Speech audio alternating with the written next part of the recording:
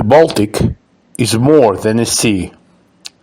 It's an arena where history is being rewritten, and Poland, with its revived geopolitical role, stands at the center of this theater. In 2025, as tensions with Russia escalate and undersea cables mysteriously snap, Warsaw is not just defending its coast, but redefining its place in Europe. Poland is no stranger to the Baltic stage. In the 16th and 17th century, the Polish-Lithuanian Commonwealth was one of Europe's mightiest powers, controlling the shores from Gdańsk to Riga. It was a golden age when Polish kings, like Sigismund III, viewed the sea not only as a trade route, but as a strategic frontier against Sweden and Muscovy. Historian Norman Davies writes, Poland was a bridge between East and West, but also a bulwark against chaos. After the partitions of the 18th century and centuries of occupation, Poland vanished from the map, but its Baltic spirit endured. After World War I, with independence restored in 1918, Poland regained access to the sea through the Polish Corridor, a narrow strip of land linking it to Gdańsk. This was a symbolic and practical triumph, enabling economic growth and maritime ambition. World War II shattered this dream, but after the fall of communism in 1989, Poland began slowly reclaiming its Baltic role. Today, with NATO membership in 1999 and EU integration in 2004, it stands as a pillar of the Western alliance in the region. Today, the Baltic Sea is one of the world's most militarized zones. Russian submarines and hybrid operations, from infrastructure sabotage to disinformation, keep the region in a state of quiet alarm. In February 2025, Polish authorities reported suspicious Russian ship movements near internet and energy cables linking Gdańsk to Sweden. This is no coincidence, says Polish Defense Minister Mariusz Błaszczak, as NATO deploys additional forces to the area. Poland responds with unprecedented military mobilization, with the defense budget exceeding 4% of GDP, outspacing most NATO allies. Warsaw is purchasing American Abrams tanks, South Korean K-9 howitzers, and Turkish drones. In Gdańsk, a new naval base opened in 2024, hosts Polish frigates and allied ships. Geopolitical analyst George Friedman predicts Poland is the future leader of Eastern Europe, and the Baltic it is its battlefield. The key to Poland's strategy lies in its historical closeness with Lithuania. The Union of Lublin in 1569 isn't just history, it's a model for today's cooperation. In Vilnius and Warsaw, leaders meet regularly to coordinate defense and economic projects like the Rail Baltica railway linking the Baltic states to Poland.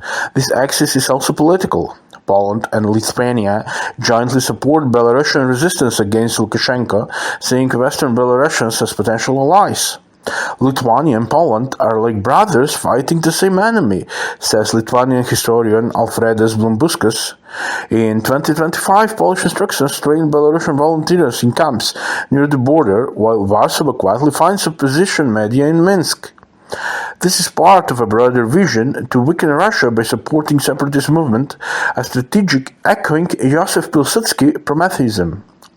Poland's ambitions doesn't stop at Belarus. In western Ukraine, particularly in Lviv and Galicia, Warsaw sees a historical alive. As the war in Ukraine drags on, Poland sends humanitarian aid but also military equipment, strengthening ties with Ukrainian nationalists.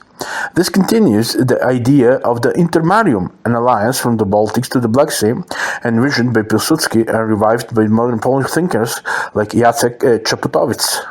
Ukrainian author Yuri Lipa, in his work The Partition of Russia from 1941, argued, Russia is an empire that must collapse for Eastern Europe to live. Today, Polish authorities back this vision, seeing the war in Ukraine as a chance for the decolonization of Russian territories. Polish volunteers, around 2,000 by 2024 estimates, fight alongside Ukrainians, some even dreaming of reclaiming historical Polish lands in Lvov. Poland isn't alone in this fight. The Baltic states, Lithuania, Latvia, and Estonia send their own volunteers to Ukraine, and some return with experience they apply at home. Roughly 500 Polish and Baltic fighters from informal networks preparing for a potential clash with Russia. These movements tie into the idea of decolonizing Russia's republics, especially those with Ugrophonic populations like Karelia and Komi, where separatism simmers beneath the surface. And Poland isn't just guarding its shores, it's a geopolitical volcano erupting with ambitions. From Gdansk to Vilnius, from Belarus to Ukraine, Warsaw is reviving its historical role as Eastern Europe's leader. The Baltic Sea, with its cold waters and hiding dangers, is the stage where Poland writes its next chapter, not just for itself, but for the entire region. And at the same time, from the cliffs of Stockholm, the Baltic Sea looks deceptively calm, but beneath its surface, a storm brews. Swedish patrol boats cut through the waves, their radar screens flickering with the shadows of Russian vessels lurking just beyond the horizon. Once a bastion of neutrality, Sweden has shed its old skin, joining NATO in 2024 and reclaiming its historical role as a guardian of the Baltic. In this new era, Stockholm ambitions stretch beyond its shores, intervening with Finland, Estonia, and simmering dreams of pan-Finnic unity. Sweden's Baltic legacy is etched in stone and blood. In the 17th century, during the height of the Swedish Empire, Gustavus Adolphus turned the Baltic into a Swedish lake, dominating trade and warfare from Stockholm to Tallinn. The island of Gotland, dubbed an unsinkable aircraft carrier by modern strategists, was the linchpin of this dominion. Historian Erik Ringmar notes, Sweden's golden age was built on Baltic control, a lesson not lost on this leader. After the Great Northern War and the rise of Russia under Peter the Great, Sweden's empire waned, retreating into centuries of neutrality. That neutrality ended in 2024, driven by Russia's aggression in Ukraine and hybrid threats in the Baltic.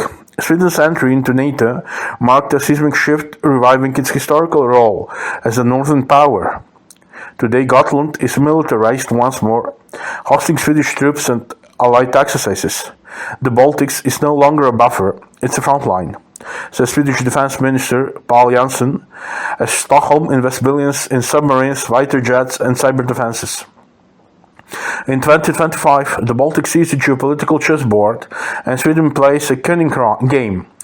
Russian ghost ships, unmarked vessels suspected of sabotage, have been spotted near Swedish waters, prompting Stockholm to deploy its Visby-class corvettes, stealth warships designed for Baltic warfare.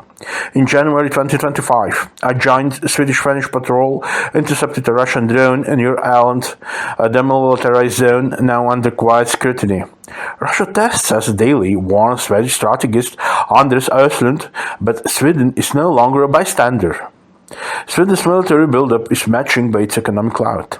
As a leader in green technology, Stockholm drives projects like offshore wind farms in the Baltic, linking its grid to Poland and the Baltic states. This soft power complements its hard power, positioning Sweden as a stabilizing force amid regional turbulence. And Sweden's survival is inseparable from its ties to Finland and Estonia. Historically, Finland was part of the Swedish realm until 1809, leaving a shared cultural and linguistic imprint.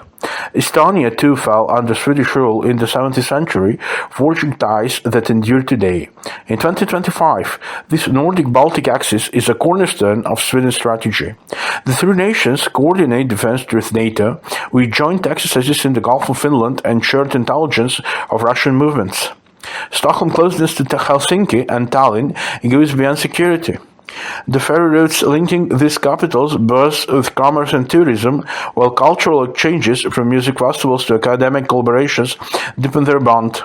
Finnish historian Matti Klinge argues Sweden, Finland, and Estonia are a natural triad united by history and geography. This unity is tested by Russia's shadow, but it also fuels a bolder vision, Panfinic solidarity. The idea of Panfinic unity, a cultural and political awakening of Finnic peoples, is no longer just an academic fantasy. In Sweden, Finland, and Estonia, quiet voices advocate for the rights of Ugro-Finnic minorities in Russia, such as the Karelians, Ingrians, and Komi.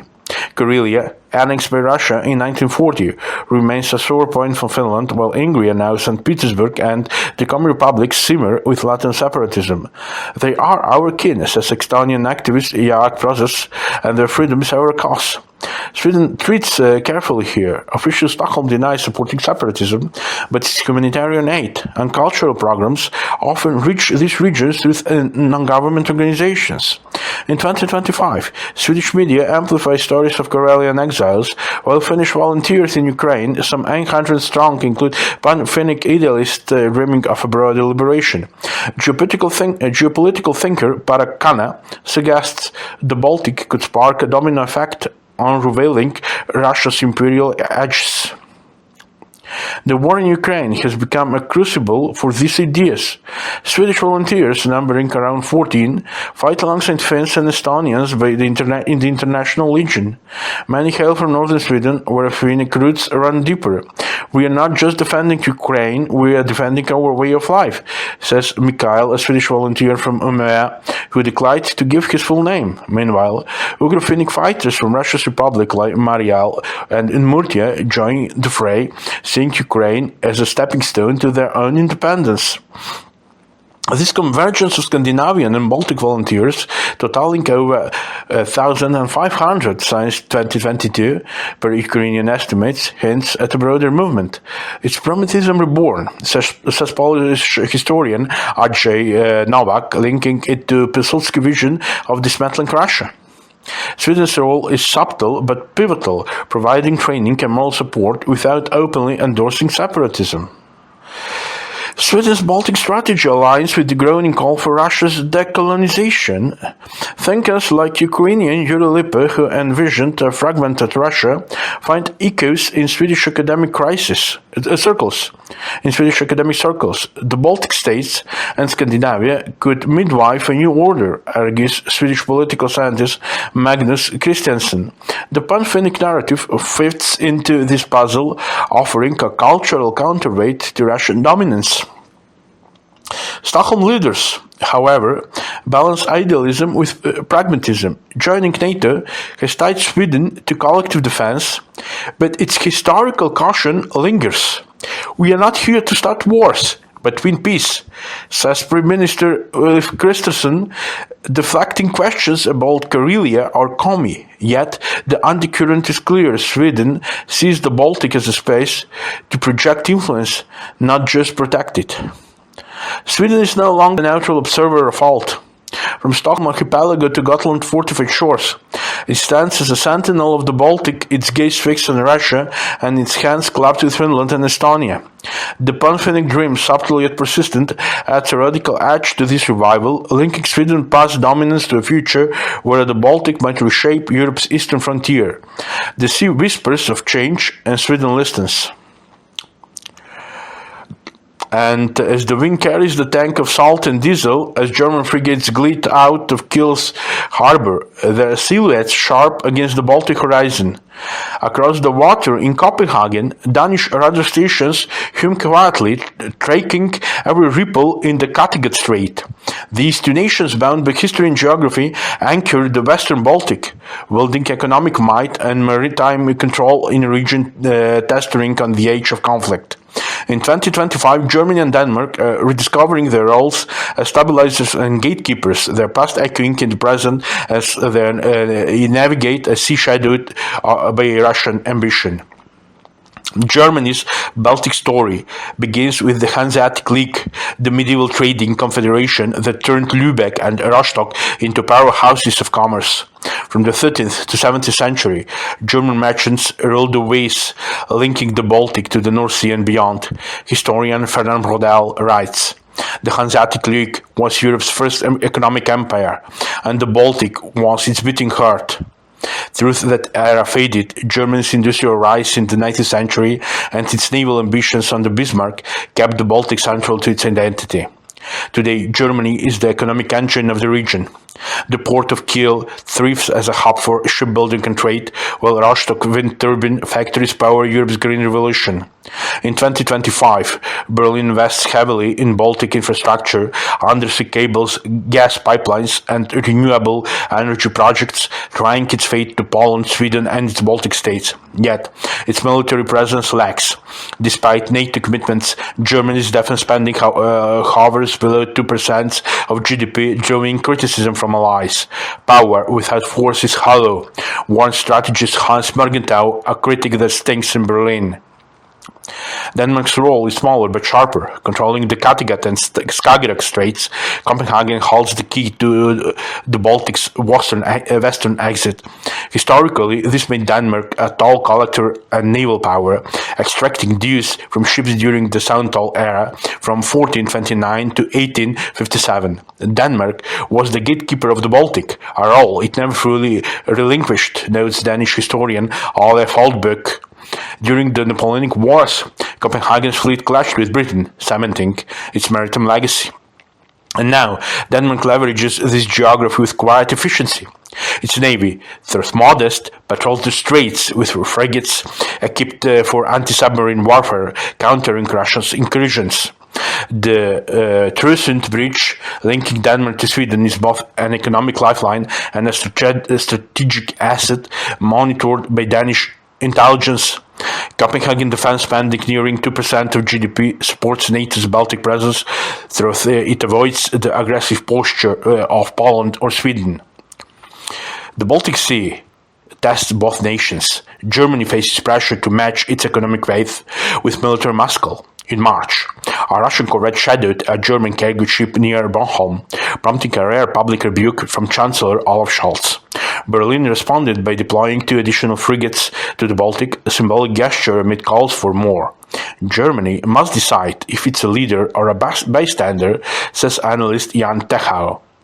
Meanwhile, Denmark quietly bolsters its defenses, upgrading radar on Bornholm and hosting NATO exercises in the Kattegat. Economically, the two shine. Germany's Nord Stream legacy is dead, replaced by LNG terminals in Wilhelmshaven and green energy ties with Denmark. Copenhagen, a pioneer in wind power, collaborates with Berlin on Baltic wind farms, exporting electricity to Poland and Lithuania. This partnership stabilizes the region, countering Russia's energy blackmail.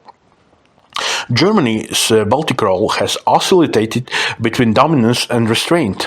After World War II, it ceded eastern territories to Poland, shrinking its coastline but not its influence. Today's Berlin's reluctance to militarize reflects its post-war pacifism, with Russia's actions pushed toward a harder line. Denmark, by contrast, has always punched above its weight, using geography to amplify its voice. Denmark's strength is in its position, not its size, argues strategist Edward Ludwig. Both nations face criticism for lagging behind Poland and Sweden in confronting Russia directly. Yet their stability, economic for Germany, geographic for Denmark, underpins NATO's Baltic framework.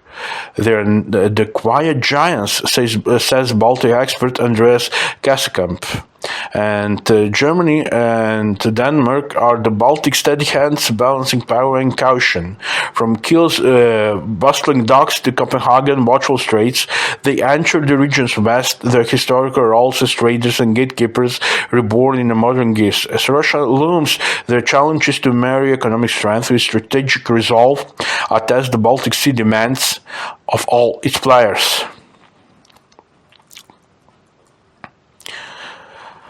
At the same time, thousands of miles from its shores, Britain remains a quiet but persistent player in this northern theater, its influence stretching back 2 centuries. From thwarting Napoleon to countering Russia, London's hand has shaped the Baltic fate, often in tandem with Poland, Sweden, Germany, and Denmark. In 2025, as hybrid threats multiply, Britain's historical role as a maritime power and strategic balancer is reborn, its warships and diplomats waving a familiar threat to the region an edge. Britain's Baltic story begins in earnest during the Napoleonic Wars. In 1807, the Royal Navy bombarded Copenhagen, seizing Denmark's fleet to prevent it from falling into French hands, a brutal but decisive move that underscored London's willingness to project power far from home. The Baltic was Britain's northern flank, a buffer against continental chaos, writes historian Andrew Lambert. This wasn't just about Denmark. Britain also courted Sweden, then a declining power, to keep Russia in check. By 1815, with Napoleon defeated, Britain's focus shifted to trade. The Baltic became a vital artery for timber, grain, and naval stores, fueling the Industrial Revolution. London's merchants forged ties with German Hanseatic ports and Polish traders in Gdańsk, cementing an economic stake that doubled as a strategic foothold. The Crimean War from 1853 to 1856 brought Britain back to the Baltic with guns blazing. Partnering with France, the Royal Navy blockaded Russian ports, bombarding Kronstadt and threatening St. Petersburg. This campaign, though less famous than Sevastopol, showcased Britain's ability to choke Russia's Baltic lifeline. The sea was our weapon, and Russia knew it, notes naval historian Norman Friedman. Sweden and Denmark stayed neutral, but their ports quietly aided British logistics, while Poland, then partitioned, simmered with anti-Russian sentiment Britain tacitly encouraged. Post-Crimea Britain's role shifted to diplomacy. The 1878 Congress of Berlin and subsequent treaties saw London balancing German and Russian ambitions, ensuring the Baltic remained open for trade. This splendid isolation kept Britain aloof but omnipresent, a distant overseer of the region's stability. The Great War marked a turning point. In 1918-1919, as the Russian Empire collapsed, Britain intervened directly. Royal Navy squadrons sailed into the Gulf of Finland, supporting the newly independent Baltic states, Estonia, Latvia, and Lithuania, against Bolshevik forces. Britain midwifed their freedom, says historian Norman Davies, highlighting London's role in thwarting Soviet expansion. Poland, born in 1918, also benefited from British naval support, securing its Gdańsk corridor with tacit approval from London. This wasn't altruism. Britain saw the Baltic states and Poland as a cordon sanitaire against Bolshevism, a buffer reinforced by trade deals and military advisors. Sweden and Denmark, thus neutral, leaned westward, their ports welcoming British ships. And during the Cold War, Britain's Baltic role deepened through NATO.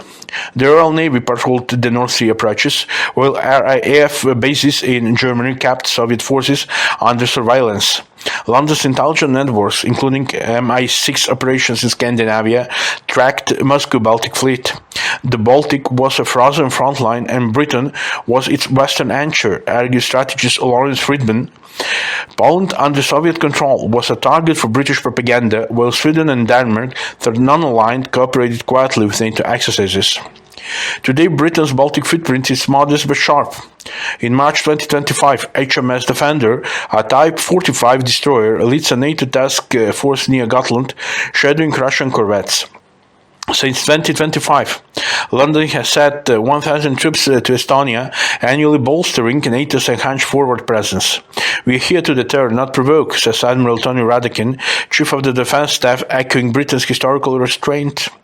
Poland is a key partner, receiving British military aid, from Challenger 2 tanks to training programs, as Warsaw fortifies its coast. Sweden, now in NATO, hosts joint exercises with the Royal Marines, while Denmark's Straits see regular British patrols.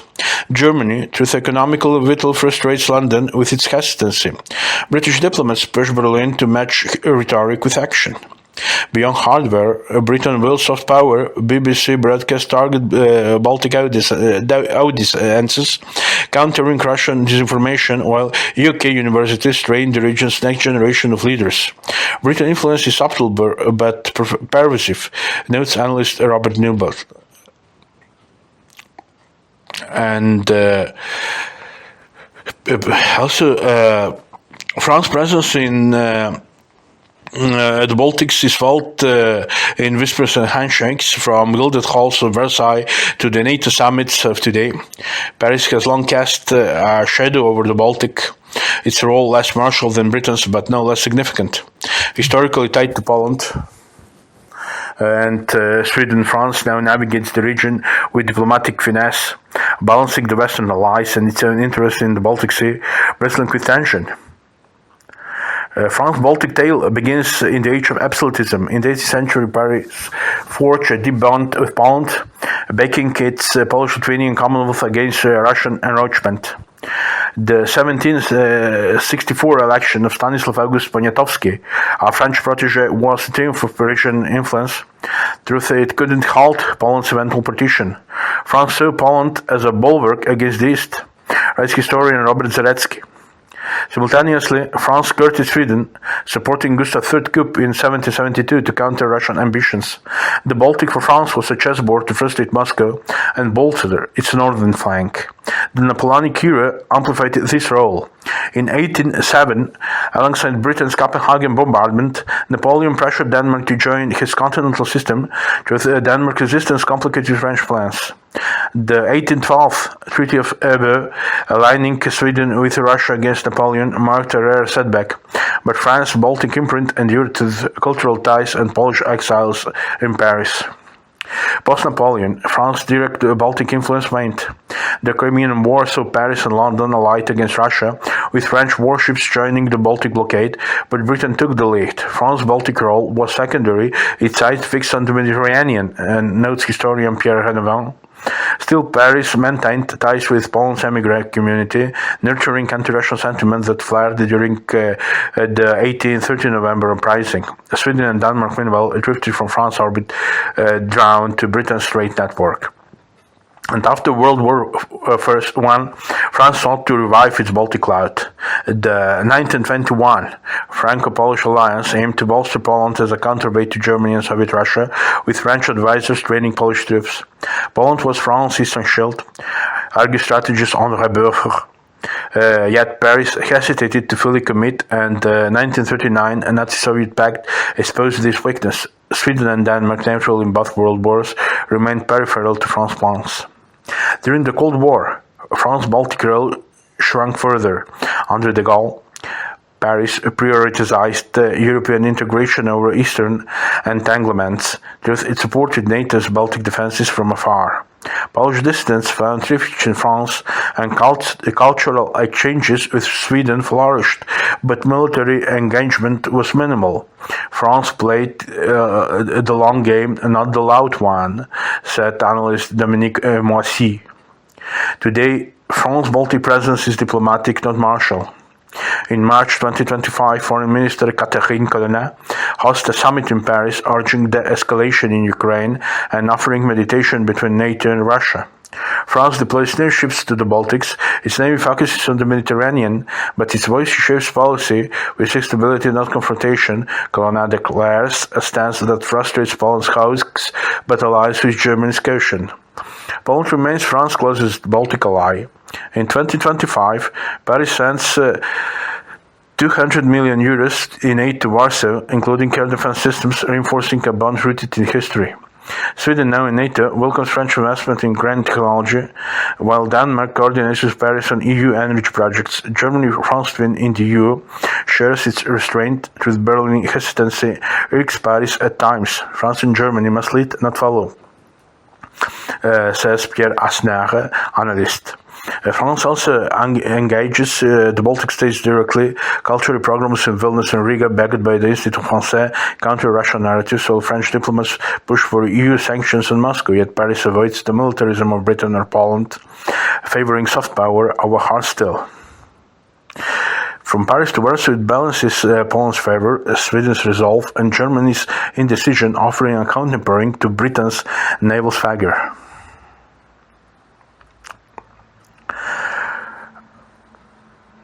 Since 2022, over 1,500 Scandinavians and Baltic volunteers have joined Ukraine's fight, per Kiev estimates. Poland leads with 2,000 fighters, many from nationalist circles, dreaming of a greater Eastern Europe. Sweden contributes 400, often from northern regions, with Finnic ties, while Finland 800 include pan-Finnic idealists. Estonia, Latvia, and Lithuania send smaller but fierce contingents, totaling 500. We are here for Ukraine, but also for ourselves. is the motto of these volunteers. Yugoslav fighters from Russia, Mariel Komud-Murtia, add another layer. Numbering around 300, they see Ukraine as a rehearsal for their own liberation. And all these volunteers form informal networks sharing tactics and dreams of a post-Russian future. The idea of Russia's decolonization, dismantling its imperial sprawl into ethnic states, gains traction. In Stockholm, academics like Magnus Christensen argue the Baltic could ignite Russia's unveiling. Karelia, Ingria, and Komi, with their Finnic roots, are focal points. Sweden and Finland fund cultural programs for these minorities, while Estonia amplifies their voices online. It's not interference, it's justice, according to the Estonian activist Jaak Prozas. Polish strategists see broader potential. Western Belarus and Ukrainian nationalists, backed by Warsaw, push for autonomy or independence, weakening Russia's grip. The emperor must fall for the region to rise, according to Ukrainian geopolitical thinker Yuri Lipa. And all these visions revive as Pilsudski Prometheism, fragmenting Russia to secure Eastern Europe, and his intermarium, Baltic Black Sea Alliance. A Polish historian Andrzej Nowak ties Ukraine war to this legacy. It's Prometheism in action. Poland's support for Belarusian and Ukrainian separatists, alongside Sweden pumping clinics, aligns with this dual dream. Intermarium is our destiny, wrote Lipa, a sentiment Warsaw and Kiev now share. And all these ideas are practical, not just poetic. NATO's Baltic build-up, Britain's naval presence, and France's diplomacy create space for such ambition. That Germany and Denmark remain cautious. The Baltic states are the fulcrum, says a geopolitical analyst Parakana.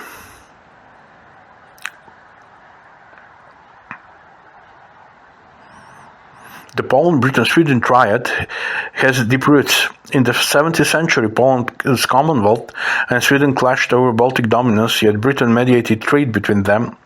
Its merchants thriving in Gdańsk and Stockholm. The Napoleonic Wars tightened this bond.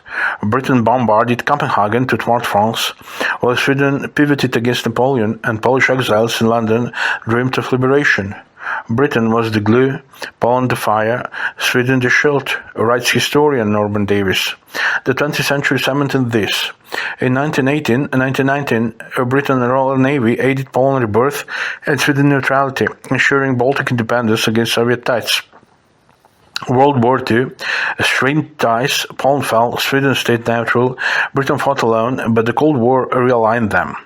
Poland's anti-Soviet resistance found echoes in British propaganda, while Sweden quietly tootled west. Their fates were linked, even if their paths diverged. Note strategist Lawrence Friedman. Today, this triangle sharpens. Poland, with its 4% GDP defense spending, is NATO's eastern sparkhead, hosting British troops and buying Swedish Saab systems. In March 2025, a joint exercise of Gotland sees Polish frigates, British destroyers, and Swedish corvettes shadowing Russian ships. We are stronger together, says Polish General Raimund Andrzejczak, a sentiment echoed in London and Stockholm. Britain sends Challenger 2 tanks to Poland, while Sweden trains Polish pilots on Gripen jets, a rare synergy of martial might. Sweden's 2024 NATO entry, spurred by Russia war, bridges old gaps. Britain pushed us in, Poland cheered us on, admits Swedish Prime Minister Ulf Kristersson. London's naval presence, HMS Defender patrolling near Gdansk, reassures both, while Stockholm's Gotland base bolsters Poland's northern flank. The Baltic is our shared frontier, says British Admiral Tony Radakin, tying in this triad to NATO's spine. Prometheism, Joseph Pilsudski's vision of splintering Russia into ethnic states, unites the strategists. Poland plays, funding Belarusian and Ukrainian separatists, its eyes on a weakened Moscow. Britain, with its intelligence network, amplifies these efforts. MI6 tracks Karelian and Komi descent, feeding data to Warsaw. Sweden's subtler supports Panfinic causes, its NGOs, aiding Karelian exiles while denying official backup. Russia's collapse is our game, wrote Ukrainian thinker Yuri Lipa, a view not shared across this triad. Now shared across this triad. In Ukraine, the volunteers converged 2,000 Poles, 400 Swedes, and British trainers aiming to fight. It's Prometheism with guns. says Polish historian Andrzej Nowak. Swedish Finns ties fuel dreams of Karelian freedom, while Britain sees a fragmented Russia as a strategic win. Intermarium Pilsudski alliance from the Baltic to the Black Sea pains them further. Poland pushes its hardest envisioned income bloc with Ukraine, Lithuania, and beyond. Britain, historically wary of continental entanglements, now sees value. A strong intermarium debtors Russia, argues analyst Robert Niblot. Sweden, once aloof, warms to it as NATO ties deepen, its Baltic role aligning with Poland's eastern gaze. Warsaw hosts a summit in 2025 with British and Swedish delegates sketching intermarium's outlines. Poland offers troops, Britain's logistics, Swedish technology, and nascent alliance challenging Russia's realm. It's a destiny reborn, echoes Polish thinker Jacek Czaputowicz, channeling Pilsudski ghosts. Poland, Britain, and Sweden in 2025 are Baltic triad. Their histories and future entwined. From Warsaw Defiance to London Reach and Stockholm Resolve, their will Prometheism and Intermarium as tools against Russia. And the Baltic Sea, the shared stage, hums with this alliance, a force not just of arms, but of ideas, reshaping Europe's east.